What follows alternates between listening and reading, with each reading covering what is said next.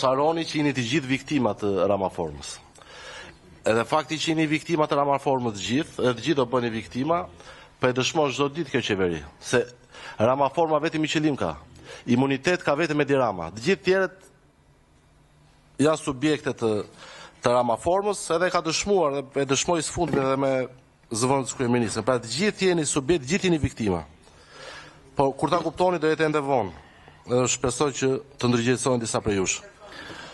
Por ende herët më falë që ju falenderoj zonja Byllykbashi që më ndiqni me shumë vëmendje dhe kjo tregon që jeni shumë e vëmendshme. Por doja të dija, a keni një koment për këto deklarata, për këto qëndrime të pikërisht atyre që janë subjektet korrupsionit tuaj, pra për Charles Mengoni Gale, që e ka cilësuar si një mundësi të madhe e Ramaformës. Dhe ju tani vini na prezantoni këto projekt ligje, a thua se qëllimi juaj është forcimi i reformës.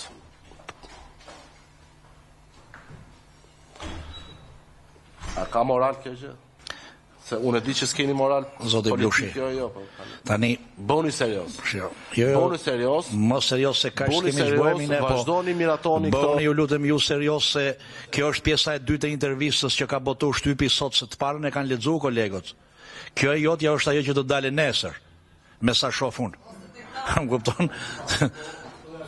Jo, se në përgjithësi shtypin e ditës e ndjekin deputetët, edhe e kanë lexuar pjesën e parë të intervistës. Kjo është e dyta, pra e kam pyetje, kjo që po thoni ju është e dyta.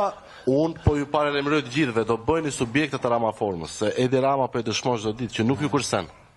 Do bëheni të gjithë subjekte. Ramaforma ka vetëm një qëllim, imunitet absolut ka vetëm Edi Rama.